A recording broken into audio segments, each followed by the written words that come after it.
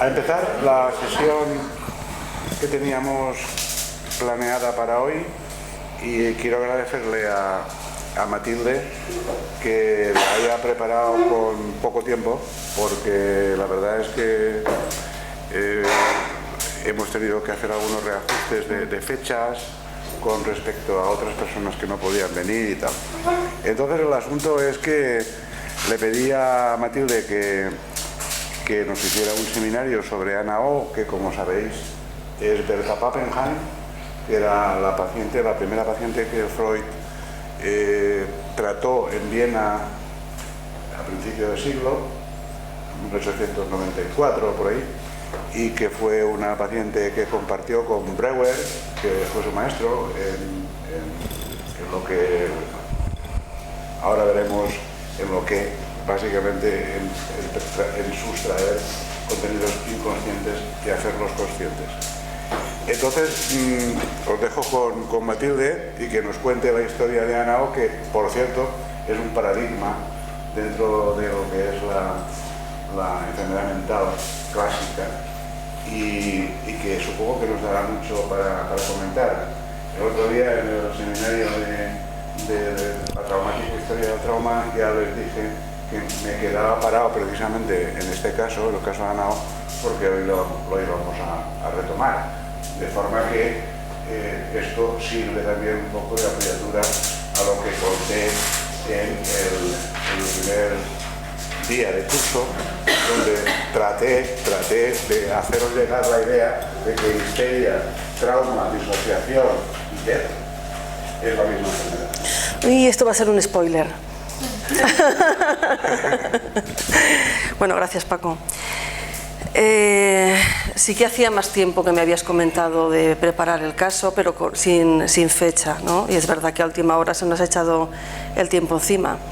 No pasa nada porque yo siempre me lo dejo todo para última hora, con lo cual he trabajado como tengo costumbre. Lo he terminado esta mañana a las 5, o sea que no hay ningún problema. Si en algo me engancho es porque he cambiado el orden de las diapositivas esta mañana y no sé si se ha quedado el de anoche, si se ha quedado el de ahora, bueno, da igual. La cuestión es que cuando Paco me comentó de hacer este seminario, me cuesta decirlo, pero yo no sabía quién era Ana O, y eso queda raro, ¿no?, decirlo así, porque a mí no me han hablado nunca de psicoanálisis ni de orientación psicodinámica. De hecho, yo hace algunos días que terminé de estudiar psicología, como supongo que entenderéis, y para mí lo del psicoanálisis allí cuando estudiaba era como, los psicoanalistas eran como, pues recuerdo mucho cuando me decía mi madre que en posguerra ella creía, les habían hecho creer que los rusos tenían rabo y cuernos, ¿no?, como si fueran demonios. Pues a mí me pasaba lo mismo, pero con el tema de Freud y todos los de después, ¿no? Entonces ha sido un descubrimiento también para mí y ha sido muy interesante, aunque tengo que confesar que me he resistido bastante a descubrirlo, porque sí que es verdad que hace mucho tiempo que terminé la carrera y todavía estaba yo sin descubrirlo, ¿eh? Bueno, Ana O, como dice Paco, es un ejemplo paradigmático de muchas cosas. Algunas saldrán, otras supongo que se me quedarán en el tintero, porque es verdad que hay muchísimo material sobre este caso. Está el material original, todas las interpretaciones posteriores, lo que el mismo Freud volvió a añadir. Bueno, es como una novela, ¿no?, por entregas, en que unos van rehaciendo y rediciendo lo que han dicho los anteriores, y luego está la parte de los que están de acuerdo y luego los detractores, con lo cual hay muchísima información. Yo sí que he intentado traeros, os leeré parte del caso tal cual, porque creo que contarlo yo, lo que yo he entendido, no toca, pero quiero que sepáis algunas cosas que contaron, digamos, en directo, ¿no? De hecho, yo cuando me dijo Paco lo de hacer esta metaformación y empecé a leer, me di cuenta de que el motivo por el que me lo había encomendado es porque yo me llamo Matilde. Como la señora de Joseph Breuer, que era el maestro de Freud. Y le digo, debe ser por esto, pero luego ya vi que no, que hay muchas cosas más, ¿eh? Hay muchas cosas más. Bueno, esto sería un poco el índice, que lo voy a pasar, ya lo veréis. Bueno, para poder hablar de Ana O, yo he necesitado ubicarme en la época en la que vivía esta mujer, para entender qué es lo que pasaba allí, porque si no, no sabía qué era aquello. Entonces esta mujer vivió en la época victoriana en Viena. Esta es la reina, María Victoria. Y en los libros de historia viene que el papel de las mujeres pues había perdido, ¿no?, crédito y había perdido derechos en esa época. Era la época del romanticismo, era la parte importante del trabajo de las mujeres en el día a día era estar en casa, cuidar de su prole, de sus maridos, estar preciosa, bonita, estudiar para ser culta, hablar varios idiomas, tocar el piano o el arpa o yo no sé qué otro instrumento, pero todo dirigido al cuidado de la casa y al cuidado del marido y de los hijos, de manera que esa posición de la mujer le diera un poco de alas, ¿no?, a la posición del marido, tuviera una posición más prominente. Lo que pasa es que aunque a nivel social se intentaba que las mujeres tuvieran este papel, claro, hay clases sociales y en las diferentes clases sociales las mujeres no podían hacer todas lo mismo. Estamos hablando de clases media alta y alta, ¿no?, que eran los que trataron Breuer y Freud. Las clases menos pudientes, bueno, había poco cambio de clases, las clases estaban bastante estancadas, uno no podía nacer pobre y llegar a ser presidente del gobierno, ¿no? ni por asomo. Quizá en la clase media unos podían cambiar de media alta a media baja, pero poca cosa más. En las clases bajas lo que pasaba es que las mujeres tenían un papel parecido, pero muy pocos ingresos económicos por parte de ellas ninguno y de los maridos tampoco, con lo cual proliferó mucho la prostitución. Este dato es relevante para lo que luego os contaré de Ana O, bueno, del caso no, de la persona a la que se referían cuando hablaban de Ana O, de Berta Pappenheim, que es la que ha dicho Paco. Bueno, esto os lo he contado, que había un elevado porcentaje de mujeres que se dedicaban a la prostitución. Bueno, es un poco el ambiente en el que se crió esta mujer, y para ubicar también el historial del que vamos a hablar, pues tenéis que saber que esto forma parte de los estudios sobre la histeria escritos por Breuer y Freud de 1893 a 1895. Bueno, la realidad es que el caso de Ana O es anterior, y lo retomaron después para reescribirlo aquí. Están las obras completas y es el primer historial clínico. Ahí lo tenéis, el primer historial clínico de los que se presentan. Nosotros, yo creo que de algunos de ellos ya se ha hablado aquí en las metaformaciones, ¿no, Paco? Yo creo que sí que se ha hablado de alguno de ellos. Y estas son las 5 señoras, casos clínicos de histeria que ellos presentaron. El primero, el de Ana O, que es el que os voy a contar yo, realmente era una paciente del maestro de Freud, de Breuer, y ya les contaré cómo Freud se interesó por él, por este caso. El interés de Freud, cuando Breuer estaba terminando de atender este caso, parece que como eran maestro y alumno, él le contó las singularidades y su implicación y su preocupación por él, hizo que Freud también mostrara mucho interés por este caso. Mostró mucho interés. Parece que entonces fue a trabajar y aprender con Charcot y también le contó el caso a Charcot, esperando que para él fuera tan interesante como había sido para sí mismo, encontrando poca repercusión en el otro maestro, de manera que se volvió a guardar, ¿no?, la información para sacarla un poco más adelante. El caso de Ana O es muy importante por conforme la paciente colabora y conforme por el discurso que tiene, ¿no?, tan fluido y con tanta facilidad, entre comillas, explica las cosas que le van pasando.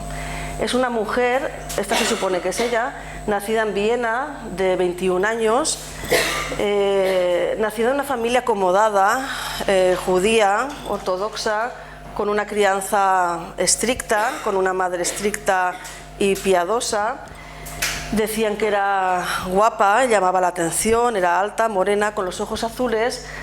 Casualmente, o no casualmente, era amiga de la prometida de Freud. Y entre otras características de las que se habla de ella, dicen que era excitable, pero autopunitiva. Tenía 3 hermanos más, 2 de ellos fallecieron, quedaron un chico y ella, que se llevaba muy poco de tiempo entre ellos. Y más adelante, en todas las revisiones posteriores que se hacen de la vida de esta mujer, pues apuntan los biógrafos alguna frase que me ha llamado mucho la atención y que os he ido poniendo por ahí, ¿vale? Como esta por aquí, que dice: si hay justicia alguna en otra vida, las mujeres harán leyes y los hombres tendrán a los hijos. Y luego ella estaba era muy crítica con su hermano, al que habían dejado estudiar, habían posibilitado que estudiara y no lo había aprovechado, y ella no había podido hacer eso. Ella había estudiado lo que tocaba para las chicas de entonces, para las mujeres, que era varios idiomas, porque hablaba varios idiomas, y pues a tocar algún instrumento y cosas similares, ¿vale? Os leeré un trozo de la descripción de cómo era esta mujer, para que os hagáis más una idea.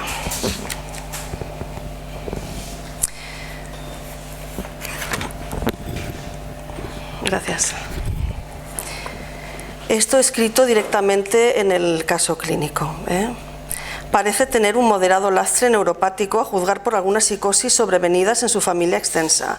Los padres son sanos, pero nerviosos. Ella fue siempre sana antes, sin mostrar nerviosismo alguno en su periodo de desarrollo. Tiene inteligencia sobresaliente, un poder de combinación asombrosamente agudo e intuición penetrante, un poderoso intelecto que habría podido recibir un sólido alimento espiritual, y lo requería, pero este cesó tras abandonar la escuela, como os decía antes, porque era mujer. Ricas dotes poéticas y fantasía, controladas por un entendimiento tajante y crítico. Este último la volvía también por completo insugestionable. Solo argumentos, nunca afirmaciones, influían sobre ella. Su voluntad era enérgica, tenaz y persistente. Muchas veces llegaba a una testarudez que solo resignaba su meta por bondad, por amor hacia los demás. Como rasgos de carácter esenciales, una bondad compasiva, el cuidado y el amparo que brindó a los pobres que luego se lo devolvieron en su enfermedad, pues por esa vía podía satisfacer una intensa pulsión. Mostraba siempre una ligera tendencia a la desmesura en sus talantes de alegría y de duelo, por eso era de genio un poco antojadizo. El elemento sexual estaba asombrosamente no desarrollado. La enferma, cuya vida se volvió transparente para mí, dice Breuer, como es raro que ocurra entre seres humanos, no había conocido el amor, y en las masivas alucinaciones de su enfermedad no afloró nunca ese elemento de la vida anímica. Era una muchacha de desbordante vitalidad espiritual, llevando una vida en extremo monótona, y es probable que el modo en que ella se le embellecía resultara decisivo para su enfermedad, porque esta mujer cultivaba lo que ella llamaba un teatro privado, que es que ella tenía facilidad para producir ensoñaciones, fantasías, en las que parece que se entretenía en todos estos momentos de tedio y aburrimiento que se intuye que pasaba durante el día, por su necesidad de movimiento y escasa posibilidad de utilizar sus capacidades.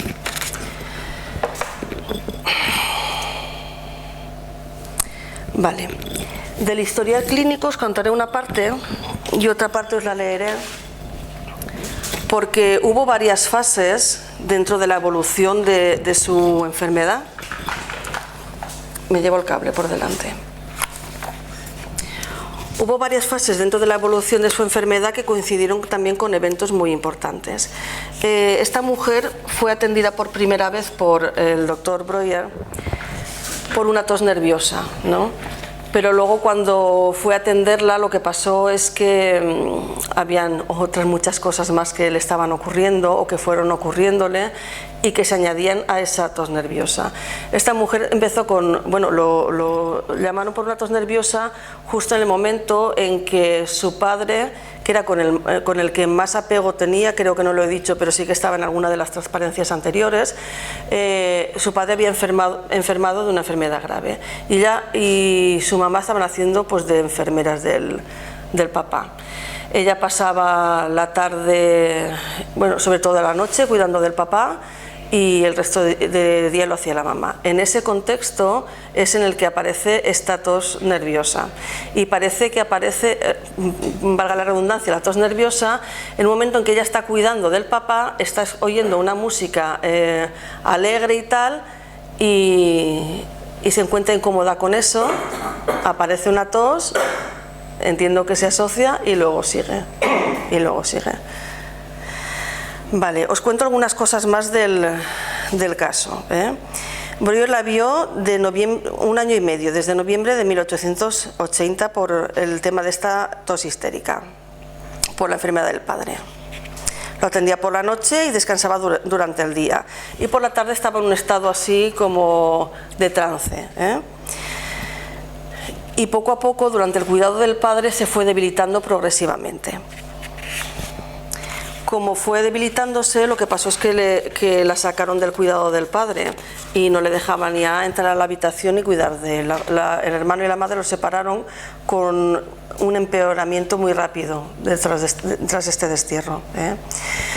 Entonces, cuando la separaron del padre, empezó con nuevos síntomas, como por ejemplo estrabismo, varias parálisis, una pérdida del habla normal. Llegó a hablar en una misma frase en 4 o 5 idiomas, muy mezclados, sin entenderse, y luego más adelante se relata cómo acabó hablando inglés, aunque se supone que no era su lengua de origen, que era el alemán, y también hablaba una especie de hebreo mezclado con alemán, el yiddish. Entonces hablaba en inglés aunque leyera en francés, era uno de los síntomas, ¿no? A Breuer al principio le pareció que eran síntomas físicos, pero neurológicos, pero al explorarlo apuntó que podía ser un cuadro de imitación histérica de una apoplejía. Mientras tanto, se establecieron dos estados de conciencia distintos. En un estado de conciencia, esta mujer se mostraba melancólica y ansiosa, pero relativamente normal, y en el otro alucinaba y era traviesa. Esto viene entrecomillado en el texto. Cuando estaba lúcida, describía una profunda oscuridad en su cabeza, de no tener capacidad de pensar, de volverse ciega y sorda, y tener dos sí mismos, uno real y uno malvado, que la forzaba a obrar y comportarse mal. Su humor también era oscilante, entre el optimismo y la oposición tozuda.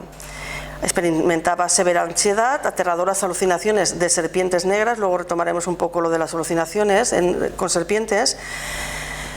Incluso en alguna ocasión el hermano le sorprendió escuchando tras la puerta de los padres, como estaba desterrada de que no podía cuidarlos, y la zarandeó y la regañó, la llevó a su habitación, y a partir de ahí hizo también síntomas de sordera.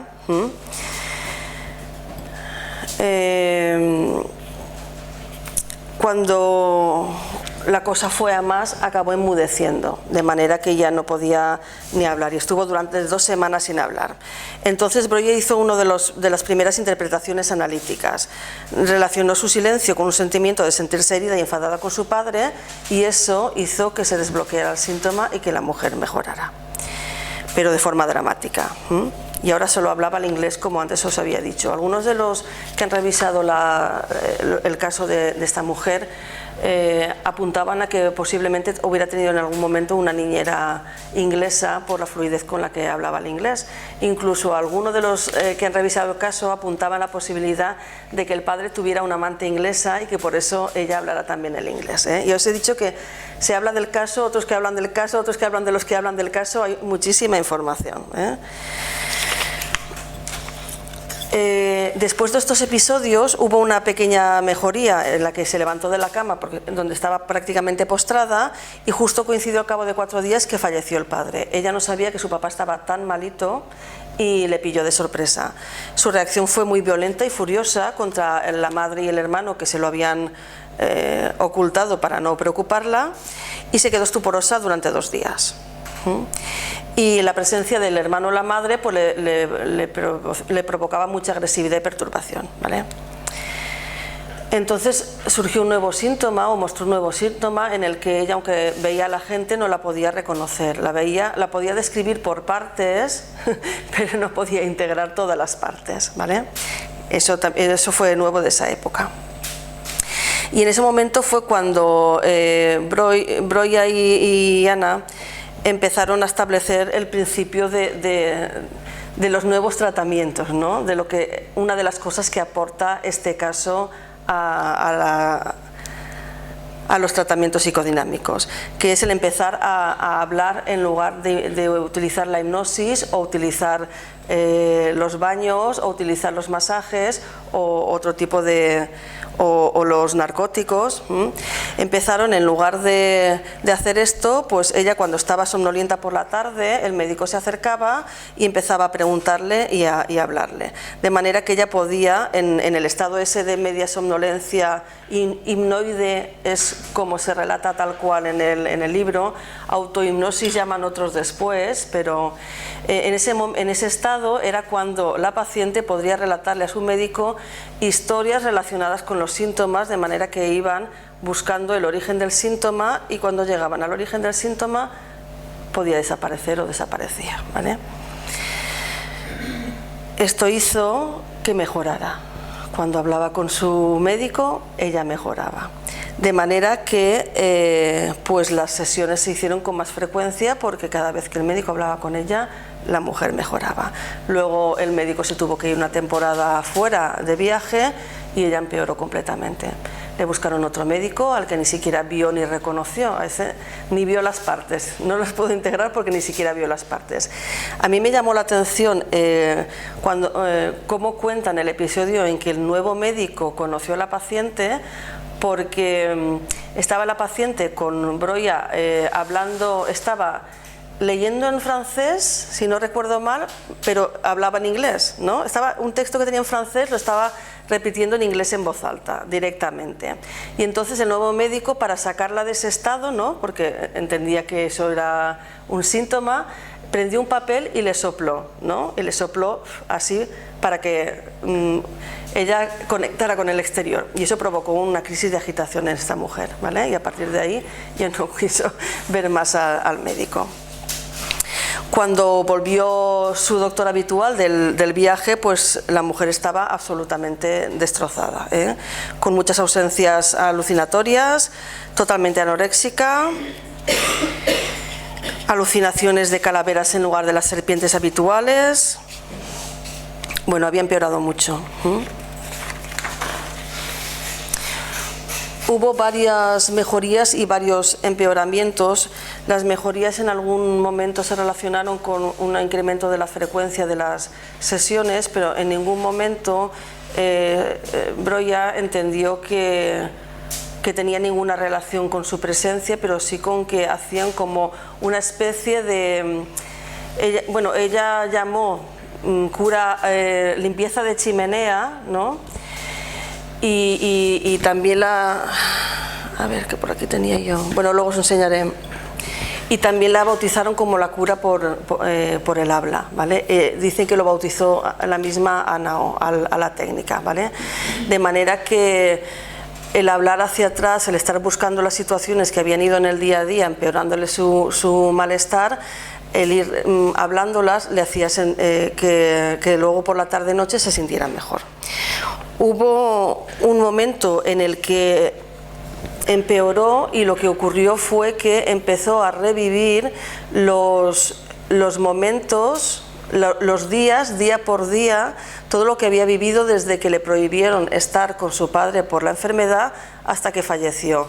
Y lo revivía tal cual, porque parece que lo estuvieron comprobando en un diario que tenía la madre sobre estos días, vivía, hasta ponía la fecha del año anterior, quiero decir, lo vivía tal cual. Vale.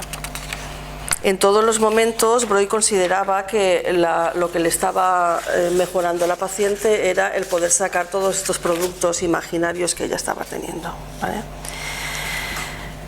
Hubo también un empeoramiento que hizo que la tuvieran que ingresar en un sanatorio y luego parece que hubo una mejoría y ahí terminó el caso. Sí que se nombraba que había habido algún incidente que había hecho que terminara el caso, pero hasta ahí llega la versión oficial.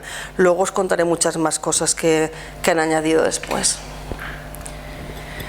Esto, como creo que ya os lo he contado.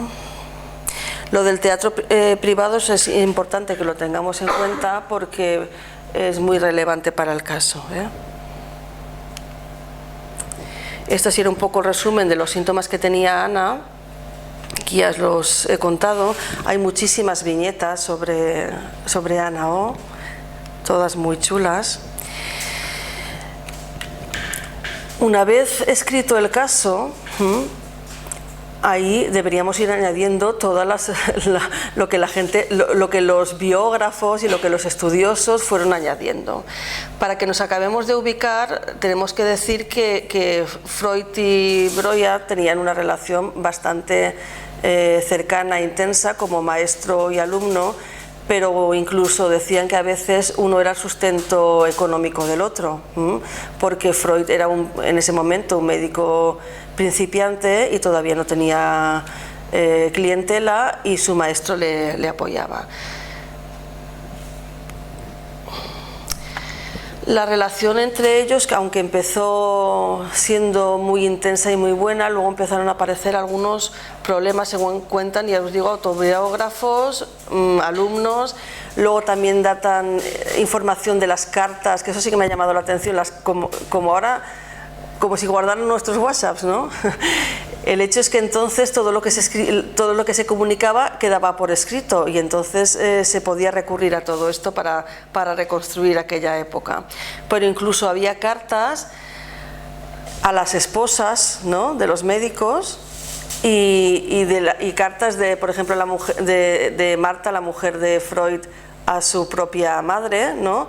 Porque lo que me he saltado antes y no os he dicho, pero es muy importante, es que Ana O era del mismo círculo de amistades que la prometida de Freud cuando empezó con el caso, ¿vale? Entonces, claro, se conocían y incluso salían las cartas, ¿vale? Cuando empezaron los desencuentros entre Breuil y Freud, el desencuentro es curioso porque parece que Breuil se centró más en los estudios de la fisiología y Freud se dedicó más a la parte de la psicología, de la mente humana, pero con este caso que os estoy contando justo, era Breuil el que estaba utilizando técnicas psicológicas en el tratamiento de Ana O. Luego, otra diferencia entre ambos fue el tema de la importancia de la sexualidad como etiología de la histeria, y estos desencuentros fueron tan a más que en la segunda edición de los estudios sobre la histeria, que tardó muchos años en salir, más de 10, ya no pudieron hacer el prólogo juntos, ya lo hicieron por separado.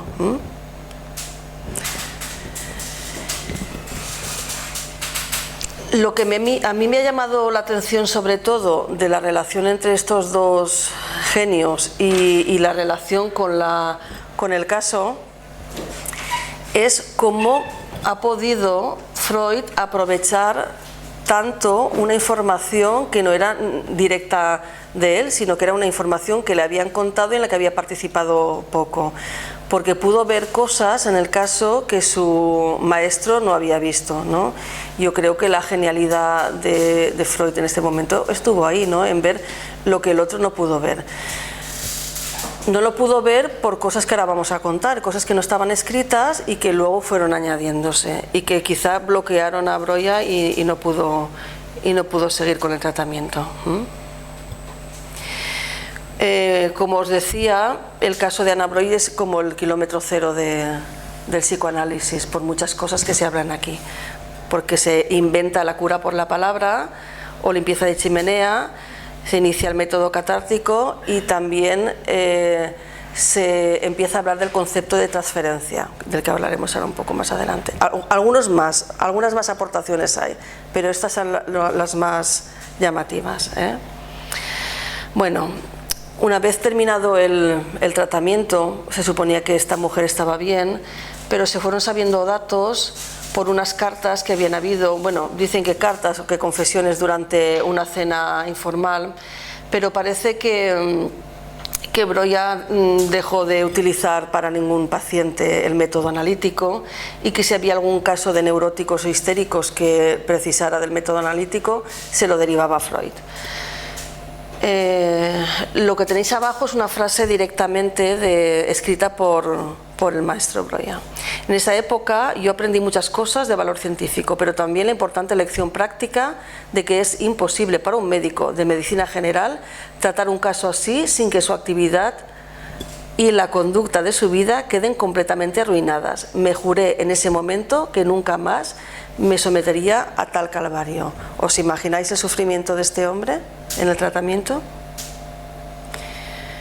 Bueno, esto es una viñeta, ya os he dicho que hay muchas en internet, en la que ahí está Anna y ella misma está bautizando el método, la limpieza de chimenea y la cura por el habla.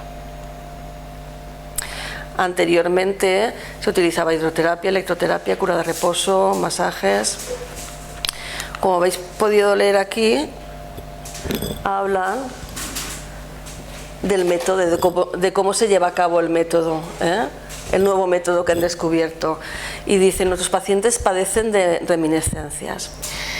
Reminiscencias, para los que les pase como a mí, que estén tan al principio del conocimiento del psicoanálisis, reminiscencias viene del griego y viene traducida en amnesis. Etimológicamente es recuerdo. Podemos definir la reminiscencia como un efecto o fenómeno que nos hace recordar aquello que se encuentra en el pasado a partir de algún elemento o situación particular.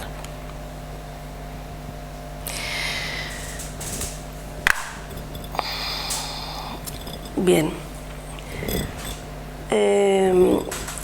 Freud cuenta que Breuer dejó el tratamiento de Anna O porque se asustó y porque había un componente sexual en la relación entre la paciente y el médico que él no supo o no pudo manejar.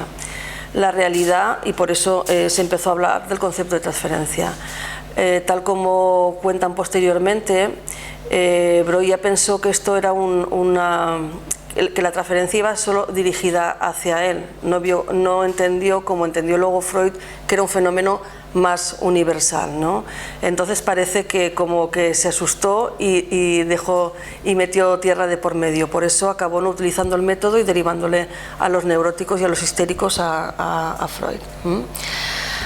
Además de esto, lo que apuntan los historiadores es que el motivo por el que Freud incluye a Anna O en el tratado sobre la histeria, en los estudios sobre la histeria, aún no siendo un caso completamente suyo, sino que era de su maestro, es porque tenían la intención de que el método catártico fuera suyo, poder acuñar ellos el método catártico y que no fuera Janet el considerado como padre. Luego hay incluso algunos artículos de opinión y artículos científicos que me llaman mucho la atención, incluso por el nombre que tienen, por las peleas entre Janet y Freud o entre Breuer y Freud. Hay uno incluso que me llamó la atención porque dice: apártate Freud, así, apártate Freud, que Breuer es el padre del psicoanálisis, ¿no? Tal cual. Me llamó mucho la atención por el tipo de título, ¿no? Que era muy poderoso. Bueno, la publicación de los estudios sobre la histeria no fue bien recibida en círculos médicos y en la segunda edición tardó muchísimo en salir a la luz, ¿vale? En cuanto a las aportaciones de Hanao al psicoanálisis, como estaba contando antes, una de ellas es la transferencia, el concepto de transferencia y el manejo de la transferencia. Os he apuntado esta frase de Lacan porque también me ha llamado la atención, me ha gustado, y también me ha gustado el título del artículo en el que nombran esta frase de Lacan, porque extravíos y desbarrancamientos en la práctica clínica, pues es, ¿no?, es de estas cosas que dices, esto lo tengo que leer, ¿no? Lo tengo que leer. Bueno, lo que pasó con el tema de la transferencia es que si vosotros podéis leer, acceder directamente al texto, veréis como muchos de los datos que lo vamos contando no están, ¿no? Entonces era muy difícil que cualquiera que se leyera el texto entendiera o intuyera de ahí el concepto de transferencia, pero luego como se rehizo y se reformuló y se añadió información, pues lo podemos ver de otra manera. La información que se añadió fue la que os digo, de que Breuer salió un poco disparado del tratamiento de Hanao por el tema de que parecía que había un enamoramiento. Además de esto, añadieron que cuando Hanao mejoró y se habían planteado ya que iba a ser el último día de la terapia con la colaboración de ella, porque habían propuesto que el último día de la terapia iban a hacer como una especie de reconstrucción, como estaba viviendo el año anterior, que os lo estaba contando antes, una especie de reconstrucción de la habitación conforme estaba la habitación del padre para entrar en algunas situaciones, pues parece que al saber la paciente que el médico iba a terminar el tratamiento, pues hubo un empeoramiento. Fueron a buscarlo y es entonces cuando Breuer puso un poco la tierra de por medio, ¿vale? Lo que parece que ocurrió cuando ella empeoró y fue a verla es que habló de la existencia de un embarazo histérico en esta mujer. Todo esto lo relacionan con un embarazo también real con la mujer de la propia mujer de Breuer. Hay datos de que primero se queda embarazada la mujer y entonces aparece el embarazo histérico, y sin embargo otros autores lo datan al revés. La cuestión es que la cuestión sexual estaba por medio, pero no pudo Breuer manejarlo, ¿eh?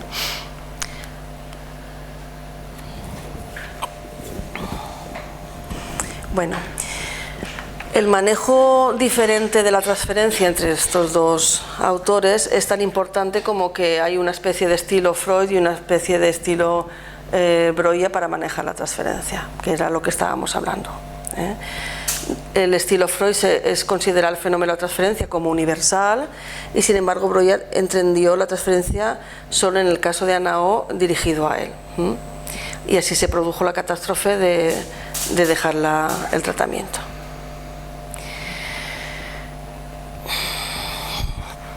Esto ya os lo he contado. Bueno, y además tenéis que saber que había Freud cuando aportó más información sobre el caso de Hanao y la relación con Breuer, también sabía de la relación de Jung con Sabina Spielrein, que esto sí que os había traído, que era por lo de entrar en YouTube, pero bueno, lo dejaremos para el final, como me ha comentado Paco. Era sabida la relación de Jung con una de sus pacientes. En esta película, que está además yo la he podido ver, es muy entretenida, es muy fácil de ver, vale la pena buscarla. Sale la relación entre médico y paciente, y Freud lo relaciona mucho con la relación entre médico y paciente de su maestro. Un método peligroso se llama.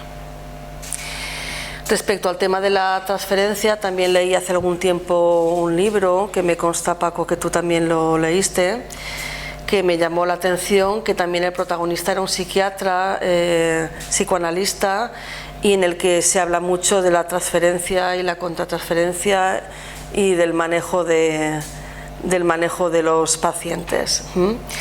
Curiosamente, lo que me llama la atención, revisando ahora mentalmente cuando leí este libro, es que el papel de la esposa de este psiquiatra, que es un psiquiatra moderno de estos días, bueno, pues no sé, que podría estar todavía trabajando, ¿no? era el mismo papel que tenían estas mujeres victorianas. Era una señora serena de su casa, trabajaba también fuera de casa, creo, pero era, ¿no?, tenía ese papel de sostén de su casa, de cuidadora del marido.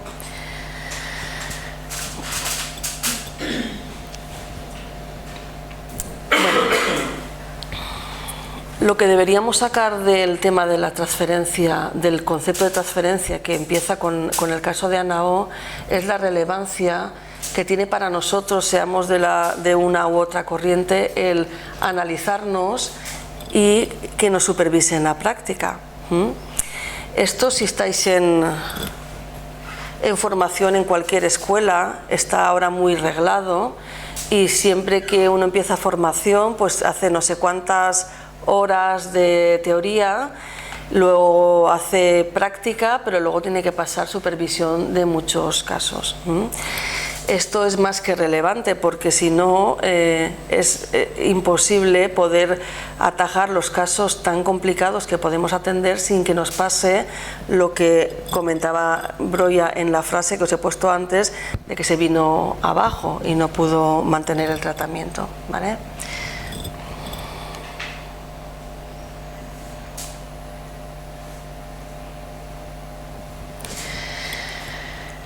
Además de información añadida, han habido algunos autores que han revisado todas las aportaciones del caso de Ana O y de Broya y de Freud, y desde concretamente el revisionismo americano han insistido mucho en hablar del narcisismo, de las mentiras, de las fantasías y otros detalles importantes del funcionamiento y las características de Freud. Para ellos era una persona tozuda que inventó, fantaseó y ocultó información, y que por eso luego pues ninguno de los casos que él había tratado realmente habían mejorado. Eso se le reclama a Freud, ¿vale? Y sin embargo, bueno, y también por otro lado hay algunas corrientes, como os decía antes, que le quitan importancia a Freud porque piensan que el padre del psicoanálisis es Broya. Yo no sé si es Freud o su maestro, pero evidentemente la madre es Ana O, no hay otra, porque a partir de ese caso han surgido muchos conceptos que luego se han utilizado. Esta es otra película que se llama Freud, Pasión secreta. Esta no la he visto, pero habla de las vicisitudes del principio del trabajo de Freud.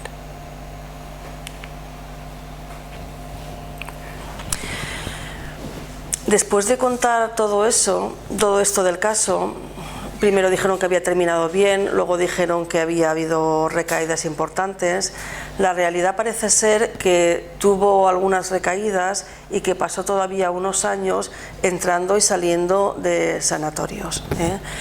Esta mujer, Ana O, realmente era Berta Pappenheim. Aquí la tenéis con un traje de montar a caballo, porque también, por supuesto, sabía montar a caballo. Nació en Viena, falleció a los 77 años de edad, que para esa época no está mal, y de muerte natural. No se repuso completamente hasta 1895. Lo interesante y lo que me ha llamado la atención de la persona de Berta Pappenheim es que después de estar tan enferma, después de todos estos síntomas que os he contado, que además iban variando, después de varios años de tratamientos diferentes, acabó recomponiendo su vida. Se la considera alfabetizadora, traductora, porque sabía varios idiomas. Fue la primera trabajadora social de Alemania, activista, líder feminista y escritora. A partir de los 30 años pudo hacer todo esto. Hablaba yiddish, alemán, francés, italiano, inglés, y estaba en contra del sionismo y, curiosamente, del psicoanálisis, muy en contra. Dentro de todo el legado que dejó esta mujer, Primero fue voluntaria y luego directora de un orfanato judío en Frankfurt. Acordaros que ella era judía. Por cierto, en Frankfurt hay un museo que está a su nombre y que está ubicado, no sé si en el colegio donde ella estudiaba o en el propio orfanato que fundó. Era una activista a favor de los derechos de la mujer y los niños y en contra de la prostitución y la trata de blancas, que era tan habitual en esa época. Visitó diferentes países con el objetivo de ayudar a las prostitutas. Incluso se dice que trajo ella personalmente muchos niños de otros países, de Rusia principalmente, para cuidarlos en su orfanato, y porque eran hijos de la prostitución o de alguna guerra. En 1902 fundó la Sociedad de Atención a la Mujer, donde daban cursos sobre cuidados del niño, adopción, buscaban familias de adopción para niños judíos huérfanos. En 1904 funda la Asociación de Mujeres Judías y empezó también a publicar libros. Publica La cuestión judía en Galicia, que era una zona de Austria, con un seudónimo masculino, pero luego ya publica con su propio nombre. Escribió varios cuentos. Fue la primera en describir la situación de las mujeres y niños judíos en su propia colectividad, y en todos y cada uno de sus trabajos ella lo que habla es de las injusticias sociales en la sociedad de entonces. Se dedicó al trabajo social hasta los últimos días de su vida y ella siempre había defendido que el trabajador social no debía cobrar. El trabajador social debe ayudar y sin cobrar, ¿no? Manteniéndose por la propia ayuda. Aquí os he traído algunas frases que se le atribuyen a ella. Por ejemplo, está la corriente de la injusticia y callarse es convertirse en cómplice. Otra como ni el sexo, ni la edad, ni la confesión, ni el partido político pueden justificar el silencio de las injusticias. Y luego también escribió algunos poemas que, yo creo que se ve, pero os lo voy a leer porque también creo que es relevante para que entendamos cómo pudo esta mujer pasar de estar tan enferma a ser una líder a nivel social, ¿no? Dice: el amor no me alcanzó, por eso vivo como las plantas en el sótano sin luz. El amor no me alcanzó, por eso sueno como un violín con un arco roto. El amor no me alcanzó, por eso me sumerjo en el trabajo y castigada vivo para mis deberes. El amor no me alcanzó, por eso me gusta pensar que la muerte tiene un rostro agradable. Yo creo que lo explica muy bien y un poema muy bonito. Toda esta fue su obra literaria. Ensayos, una obra de teatro y al menos 4 libros de cuentos. Y esto es un resumen de su obra social, que ya os he comentado antes. No sé si os había dicho que también creó un hogar en Isenburg para las prostitutas. Si esta mujer pudo pasar de esos síntomas y esa vida a esta diferente, seguramente sería... Bueno, ella lo ha explicado muy bien en el poema, ¿no? Ella lo ha explicado muy bien en el poema, porque utilizó este mecanismo. Yo explico ahí un poco de dónde viene la palabra de sublimación, qué es elevación, qué es enlentecer y elevar. El concepto sublimación viene de un concepto físico, que es pasar directamente del estado físico al gaseoso, ¿no?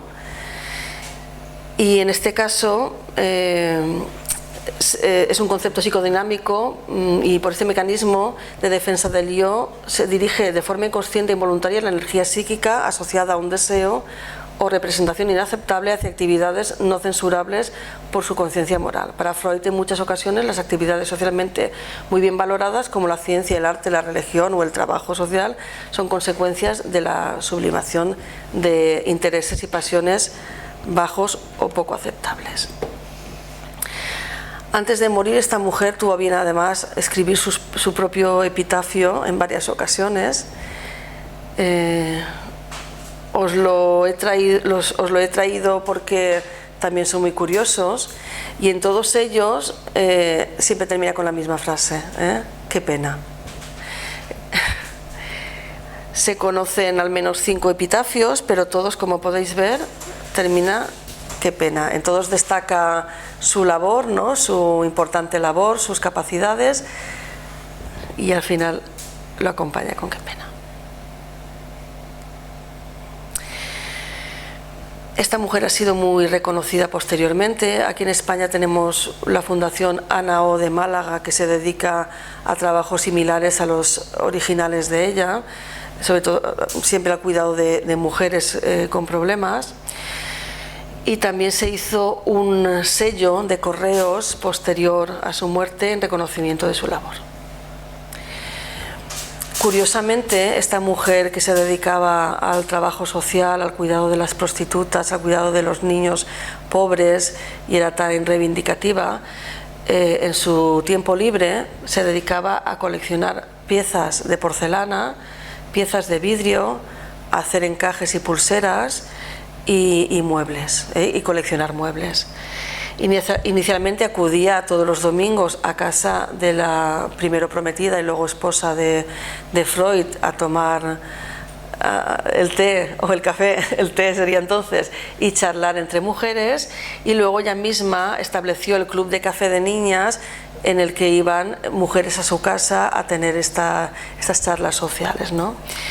Es muy curioso los contrastes que nos muestra, Murió soltera, y esto lo he entrecomillado porque sus biógrafos, y luego también en cartas de la propia Marta, la mujer de Freud, y el propio Freud lo destacaban mucho, porque sentían pena, igual como ella destaca en sus epitafios, porque no había conocido ningún otro varón, se le había acercado que no hubiera sido su médico. Luego tenéis que saber, para los que queráis enteraros de más cosas sobre este caso, que descubrí hace 3 días que hay una tesis doctoral fechada ahora en 2016 de una tal Karina Glauberman-Solnoz, únicamente dedicado al caso de Ana O. Ahí tenéis el enlace y todo, porque se puede descargar en PDF y está muy bien elaborada. No, en castellano. Es una tesis de la Complutense de Madrid. Está en castellano. Yo no he podido leerla toda porque la descubrí hace muy poco, pero sí que he ojeado algunos. ¿La tesis es de la Facultad de Medicina o de Ciencias Políticas? Me pillaste. Política, claro, es que eso. Ahora contaré algo sobre Pablo Iglesias. Vale. Luego también he descubierto, eso sí que fue ayer o anteayer, que se acaba de editar un cómic, salió a la venta el 31 de agosto, o sea que es muy nuevo, un cómic justo sobre la histeria, una novela sobre Sigmund Freud y el nacimiento del psicoanálisis. Lo firman 2 autores de prestigio que ya tienen otras obras hechas, Richard Piñasnes y Óscar Zárate, y a lo que yo pude acceder fue a una entrevista que habían hecho para Televisión Española, en la que, además de ellos añadir expresar sus sentimientos y su relación con la obra de Freud, además hay algunos de sus dibujos. Ellos dibujan en acuarela, estos son acuarelas, pero solo en blanco, negro y tonos de grises. El dibujante dice que es muy difícil entender nuestro mundo moderno si no leemos a Darwin y su teoría, o a Karl Marx o a Einstein. Y Freud está en esa liga de pensadores que han afectado, a veces de forma dramática, la manera de pensar sobre la cultura humana, e incluso han alterado sus parámetros. Este dibujo podría perfectamente corresponder al caso de Ana O, aunque no se explicite en la entrevista. Este es otro de las viñetas Son todas viñetas muy impactantes, a mí me han encantado. El libro indaga las primeras experiencias clínicas de Freud, como os he dicho. Esta también podría ser una viñeta de lo que os he contado del caso de Ana O. Para ellos es uno de los más relevantes, porque lo es.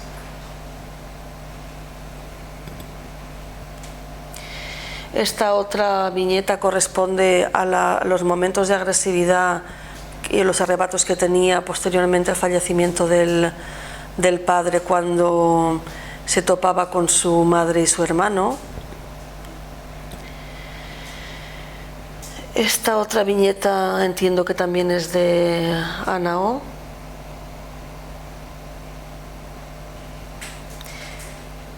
Que habla sobre las visitas por la tarde que hacía el doctor a la paciente. Aquí hay otra viñeta que yo creo que no se verá, no se podrá leer, pero son escenas de la vida cotidiana de Freud. Y esta la ponen como colofón de la entrevista y parece que es relacionada con nuestra sociedad actual, porque van todos con el móvil. Parece muy interesante el cómic. Estos autores ya tenían anteriormente otros cómics también dedicados a Freud y a Lacan. Y ellos dicen, lo hicimos hace casi 40 años, el primero, este, y que ahora tenían en marcha el poder editar en cómic el caso del pequeño Hans, que también creo que estará muy interesante poder ver las viñetas. Bueno, como ya sabéis que Paco ha dicho al principio, el diagnóstico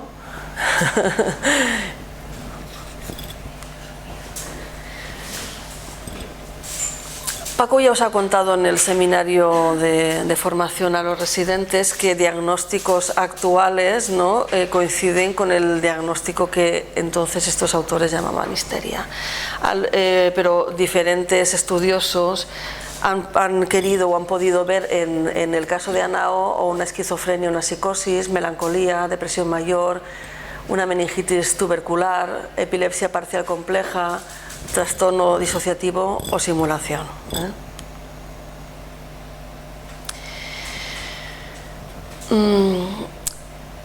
Cuando esta mujer Ana empezó a tener problemas en un brazo, empezó a perder la movilidad en un brazo, luego se le paralizó otras partes del cuerpo. Parece que previamente había habido una situación, podemos llamarle traumática, en la que estaba cuidando de su papá en uno de estos atardeceres o anocheceres que ella lo cuidaba, y se quedó traspuesta con el brazo apoyado de alguna manera, de modo que se le durmió el brazo, ¿no? En ese estado de poca claridad de conciencia tuvo una especie de alucinación en unas serpientes, por eso os contaba al principio que el tema de las serpientes era relevante, y vio como serpientes que o salían de la pared o se acercaban al padre. Ella quiso apartar las serpientes con ese brazo que tenía dormido, no lo pudo hacer, y parece que ese fue el principio de muchos otros síntomas que vinieron después. Esto si lo revisamos desde el condicionamiento clásico, ¿no? Es muy fácil de entender cómo empezó todo el malestar y cómo luego puede ir generalizándose. Otros autores piensan que, bueno, además de que puede ser un duelo anticipado, puede ser que esta señorita haya intentado aprovecharse y tener ganancias secundarias. Imaginaros lo que puede ser para una mujer de 21 años que está completamente apegada a su padre y no tiene un gran círculo de amistades, ni marido ni prometido, que se le esté muriendo el padre, ¿no? ¿Cómo puede reaccionar a eso? Pero además de eso, como ganancias secundarias, también apuntan que desde esa posición que tenía ella, ¿no? Ya desde sus pensamientos, de esa tozudez que ella tenía y esos pensamientos relacionados con con la relación entre hombres y mujeres, el aparecer la enfermedad a los 21 años, que parece que era la edad de las casamenteras de entonces, ¿no? Podía haberle librado de estar bajo el yugo de un marido de aquella época.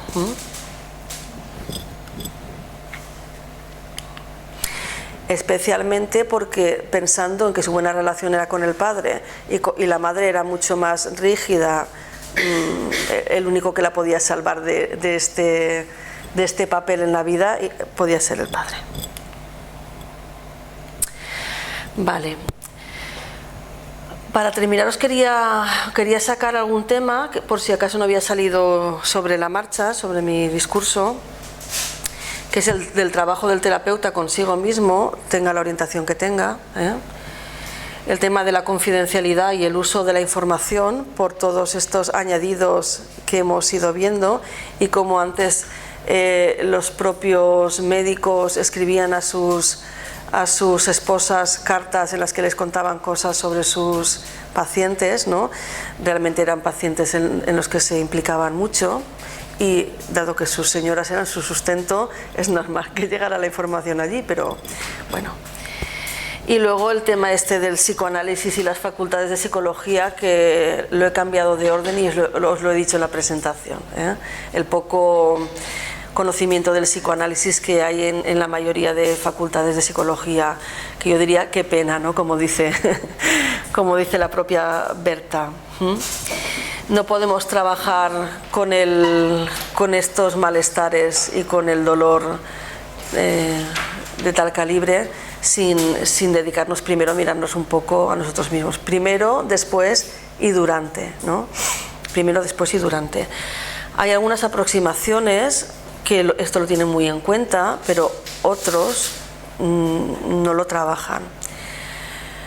Cuando yo empecé a estudiar, a hacer el primer máster que hice, ¿no? Como tengo ya muchos años, he hecho muchos másteres, he podido hacer de varias cosas. El primer máster que hice, que era cognitivo-conductual, por supuesto, no hablaba nada del terapeuta. Y fue una lástima, y yo no me enteré de la importancia que tenía mirarme a mí misma, pero luego, cuando ya empecé con otras orientaciones, y concretamente estoy hablando de la sistémica, pues ahí empezaron a decir, bueno, sí, pero ¿y tú? ¿No? ¿Y tú cómo estás con esto? ¿No? ¿Y tu familia? ¿Cómo te ubicas tú con este paciente? Entonces ya empiezas a tener que hacer un trabajo con ellos, y luego tú, si quieres, lo sigues porque es necesario, de revisar tu propia historia, tus propias relaciones. Lo mismo que pasa desde la orientación psicodinámica. Una de las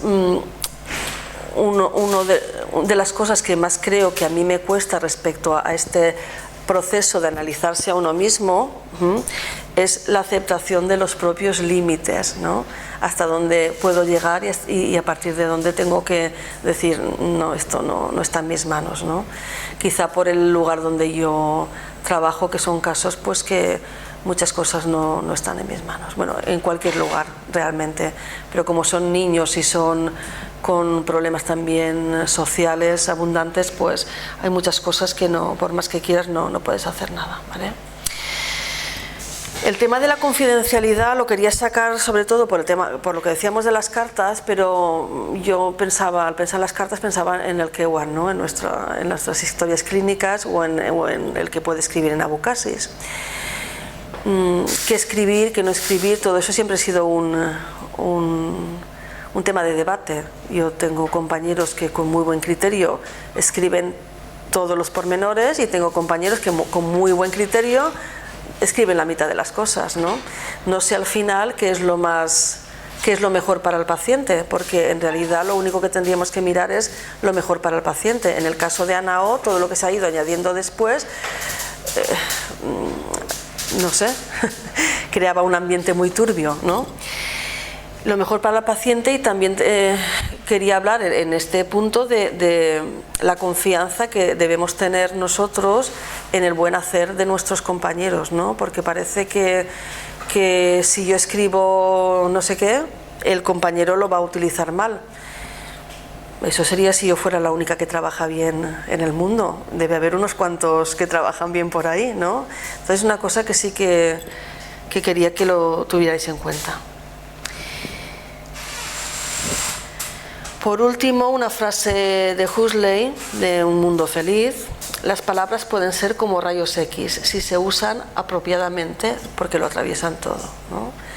Al fin y al cabo, nuestra profesión se basa en las palabras y alguna cosita más, alguna cosita más, pero esencialmente en las palabras. Y esto es lo que yo os quería contar.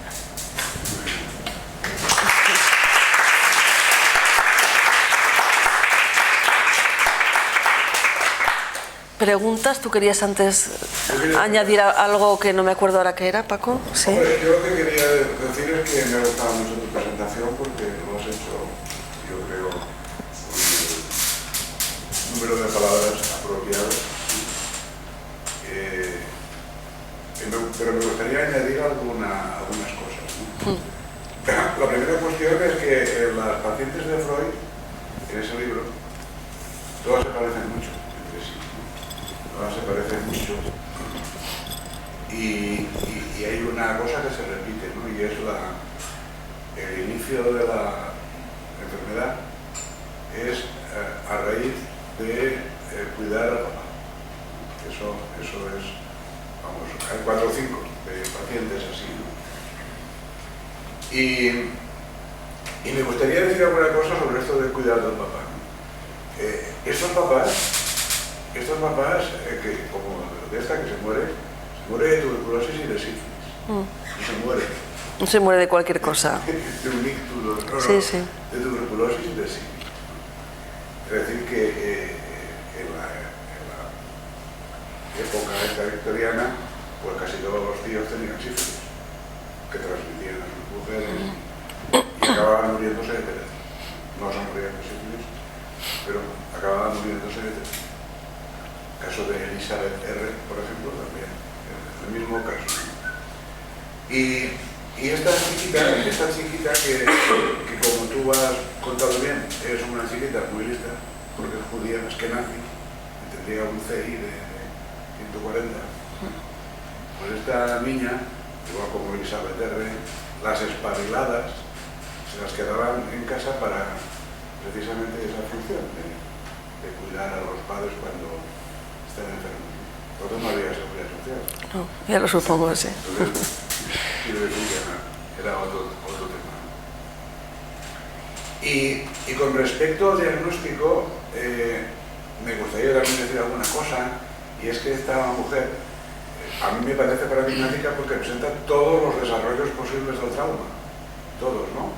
El trastorno por conversión, el trastorno por somatización, el trastorno disociativo, la psicosis histérica, alucinaciones hipnopómpicas. Es decir, esta mujer es un catálogo de síntomas, incluyendo el trastorno de personalidad múltiple, ¿no? También. Sí, también. Sí. Y la evolución no fue tan buena como has contado. La evolución, esta mujer murió intoxicada por la úlcera, o sea, la trataban con tintura de opio y hizo muchísimos ingresos. Sí, es que eso me lo he saltado, pero creo que estaba en alguna transparencia, en alguna de las diapositivas, que en alguno de los primeros ingresos empezaron a tratarla con morfina y con cloral, eso sí, y luego pues se quedó enganchada a ese tratamiento y no lo pudieron suprimir, sí, Paco, es cierto. Sí, de hígado. Tenía algo que ver con eso. No sé si hay alguna relación entre el opio y el hígado, supongo. Más cosas.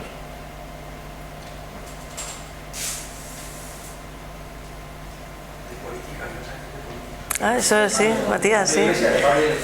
Sí, era eso, sí. La tesis que has nombrado no es de Pablo Iglesias, no es de políticas, es de filosofía. Pero eso viene a cuento en relación con que esta mujer se ha idealizado mucho. la mujer.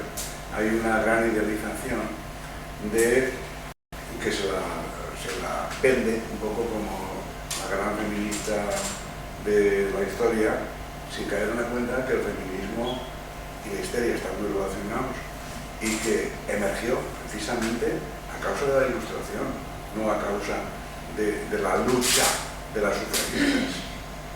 O sea, lo que propició el cambio social fue la Ilustración y el cambio de modelo hacia el naturalismo. Es decir, el cortar las alas a los curas y a los nobles y del poder a los plebeyos. El poder a los plebeyos. Un poco esa es la emergencia de la histeria y es la emergencia de la... Y luego el tema de la sexualidad, es decir, es que las mujeres no tenían sexualidad. Es que las mujeres en esa época no se suponía que no tenían sexualidad, por eso los hombres eran de putas. No, en casa no había... Sí, de hecho, eso sí que queda reflejado en la película esta que os he dicho que veáis, ¿eh? Ahí queda reflejado el tema de la... No, sí, el tema de la sexualidad y el papel que tiene la esposa en casa, ¿no? Que incluso le pide disculpas al marido porque en el segundo embarazo que tuvo otra vez una niña y casi, bueno, de hecho se deprimió por eso esa mujer, ¿eh? Porque no le había dado a su marido el niño que él deseaba. En esa película se ve bastante claro. Una cuestión interesante es quiénes son los padres del psicoanálisis, no, si Janet, Freud o Freud, y a mí me parece... Pero la madre es ella, ¿eh? Sí, a mí me parece, es que era muy lista. Era muy lista y tenía un gran virtuosismo disociativo. Eso es muy interesante. Hay gente que tiene una capacidad relevante. Pues esta es un ejemplo, ¿no? de este tipo de personas. Janet, Breuer o Freud. Hombre, es que para mí el hallazgo fundamental del psicoanálisis es la sexualidad infantil. Es la sexualidad infantil. Es decir, lo que descubre Freud cuando llega a Viena es que estas pacientes no tienen antecedentes de abusos. Entonces, ¿cómo es posible que Janet dijera que sí y ahora es que no? Es decir, ¿por qué? Y entonces, es que el trauma es la sexualidad misma, no el abuso. El abuso sexual. El abuso sexual. El trauma es la sexuación, ¿no? Ahí está el trauma.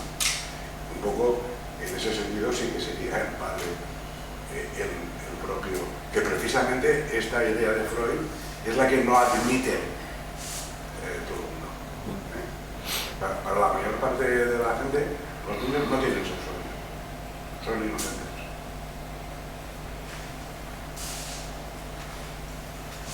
¿No? ¿Lo son? ¿Inocentes los niños? Bien. Otra cosa interesante que nos has mencionado es el origen, ¿no? Porque esto realmente nos estás hablando del principio, de los orígenes y los inicios de toda la teoría psicodinámica. Sí, del kilómetro cero. Del kilómetro cero. Pero ahí todavía, porque tú has dado ya el concepto total de la transferencia, pero el concepto de la transferencia todavía no lo había desarrollado Freud. Estaba percibiendo que había algo. Estaba percibiendo en el trabajo incluso del compañero en lugar del suyo. Y eso es lo que le asustó a Breuer, sí. Que fue cuando él mencionó, oye, mira a ver que es posible que tenga algo que ver con un enamoramiento. Y ahí se acojonó. Sí. Se asustó. Y la mujer de Breuer más. Que fue la que sí, Matilde se asustó mucho y parece que le exigió algo, ¿eh? Que igual no eran tan dóciles ellas, ¿no? Como las pintaban. Entonces, él intuyó que había algo que influía, que influía además en la evolución, tanto hacia la curación o hacia el empeoramiento en los pacientes. Has mencionado otra mujer, casi que es Sabine Spielrein, que sale en la película que nos has recomendado, que precisamente es la que trabajamos en el seminario inicial. Sí, porque además en el trocito que quería visualizar, que bueno, eso ya lo veréis vosotros en casa porque es buscarlo y ya está, hay como una presentación de la película que simplemente parece una película de amor, de odio, no sé qué, que no me llamaba la atención, pero luego hay un trocito en el que sale una de las primeras intervenciones de Jung con ella, y ella como cuenta y todo, ¿no? Cómo vive, cómo representa la actriz todos esos síntomas, ¿no? Es que ese hecho histórico sirvió precisamente a Freud para teorizar y ponerle nombre y poder seguir teorizando sobre eso, el concepto de la transferencia, por el acting que llevó a cabo Jung con una de las pacientes, que era el pasar al acto, dejarse llevar por su deseo, y eso, claro, pero le puso la clave. Hay otra película muy bonita que narra también la vida de Sabine Spielrein sin la figura de Freud, pero sí que el romance y el idilio que tuvo con Jung, que se llama Prendimi el ánima, te doy mi alma, que ahí habla de hay algo que da, algo que transmite, y además lo hace de una manera preciosa, es un símbolo, una piedra de cómo deposita Jung cosas en la paciente, que luego ella pues nos hace ver, luego ella se identifica y sigue una vida profesional de médico y de psiquiatra. Sí, yo quería ser psiquiatra. Una mente por cierto, que hay una sesión de metaformación colgada en YouTube que se llama así, Sabina, Jung y Sabina, lo hizo un psiquiatra que se llama Andrea Roch, y que la podéis ver porque estará colgada. Sí, luego hay una peli española que también os la quería comentar, que se llama Inconscientes, que habla de Freud, y que un día casualmente, cambiando de canal, la encontré, y que no me he reído en mi vida tanto como en esa película.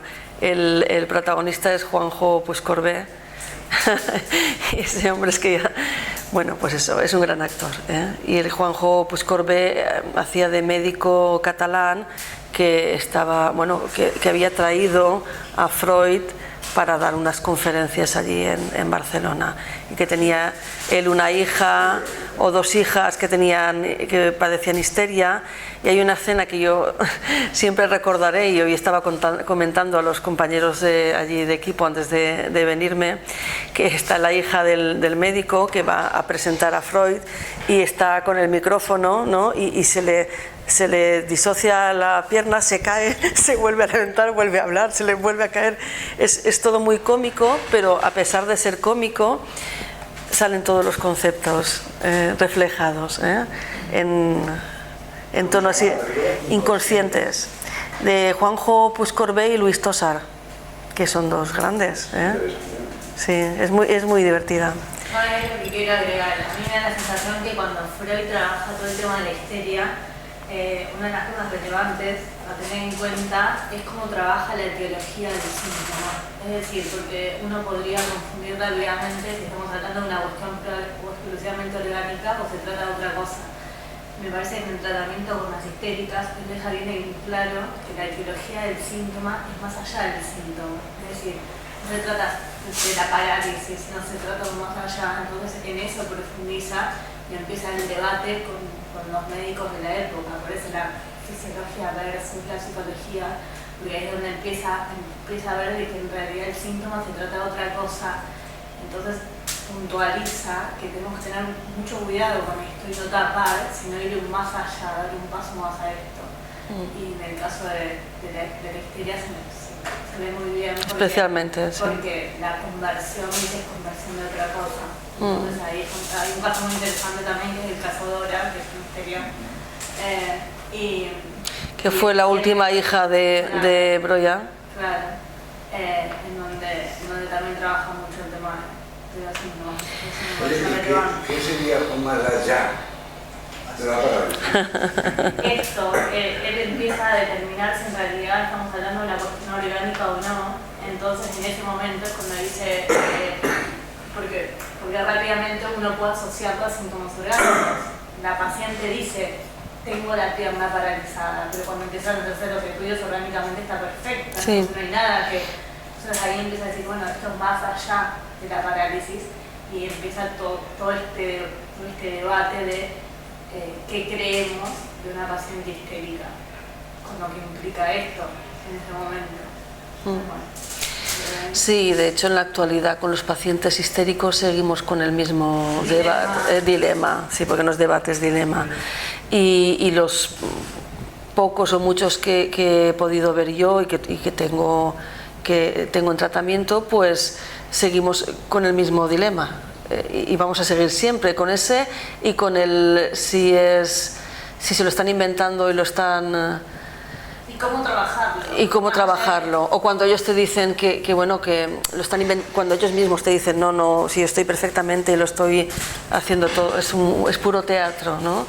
Eso surge en Anao, en todas las posteriores y todavía en la actualidad. Y de hecho el dilema de la parte de ese orgánico psicológico, todos los que tengo o he tenido allí con síntomas histéricos, todos primero habían tomado tratamiento del neurólogo, porque parecía que pero no había nada.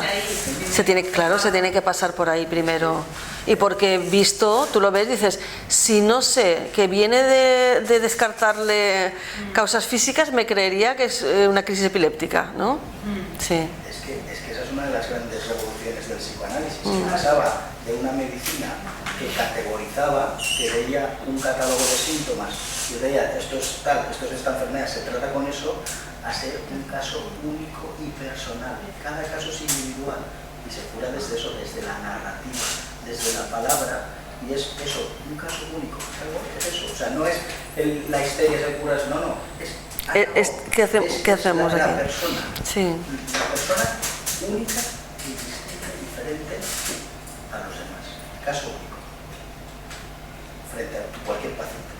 Eso es revolucionario, eso es lo que más revolucionó el psicoanálisis. A mí me parece que lo que más revolucionó el psicoanálisis, vuelvo a es la teoría psicosexual, en el sentido de decir, no, mire usted que las mujeres tienen sexualidad, no, mire usted que los niños tienen sexualidad, ¿no? Y que la sexualidad no es solamente eso que usted se imagina, sino que es una cosa que va más allá, que va más allá de eso, ¿no? Sí. Y más allá de esto que estoy diciendo yo, si no se entiende que es el complejo de Edipo, no se sabe nada de la sexualidad, ¿no? Porque fijaros, en este caso, esta chica estaba enamorada de su padre, ¿no? Y sin embargo tenía una mala relación con su madre. Ahí hay un triángulo, ¿no?, que se rompe con la muerte del padre y que ella enferma precisamente porque se queda huérfana y sabe que su destino está casarse. Ella anticipa anticipa la muerte del padre, que es lo que fue ella durante mucho tiempo, sí. Sí. Había pocas posibilidades de ser en esa época. Hay un caso muy curioso de Freud, que es el caso de Miss Lucy. Miss Lucy es una mujer liberada de su época. O sea, trabajaba porque era huérfana y era soltera. Y entonces tenía que ganarse la vida, como dice Freud, ¿no? Y ese caso es el único en ese libro donde ella está, digamos, podríamos decir, emancipada, ¿no? Pero también tiene un problema en la nariz, una cosa también muy somatomorfa.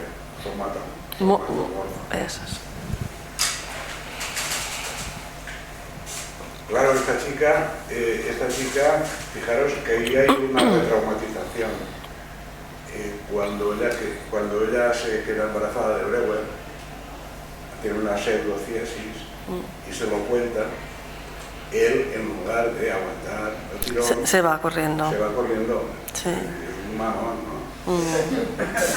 Sí. Es así. No me llamo Javier. La contrarreferencia fatal. Se va corriendo y se va corriendo y además se va de segunda luna de miel con su querida esposa, dicen, ¿eh? Y de esa segunda luna de miel sale su hija Dora, que luego el nombre se utilizó para otro caso, ¿eh? Sí. Muy bien. Pues a vosotros. Próximas sesiones. Gracias. No tenemos que tener una sesión porque este lugar está tirado por unos que hacen un seminario de Igualdad. Ah, sí. igualdad. Y os recuerdo que es obligatorio para todos los trabajadores de este sitio. Es cierto, es obligatorio. Porque yo lo digo, pero vosotros ya veis que coincide con la autoridad competente. Y entonces no vamos a hacer sesión de transformación en noviembre, pero lo vamos a hacer el 2 de diciembre. El 2 de diciembre vamos a tratar un tema políticamente incorrecto. Y lo va a hacer Abel Vaquero y nos va a hablar y va a tratar de contestar la pregunta siguiente. ¿Es la pederastia una orientación sexual? Ahí lo dejo. Ahí lo dejo.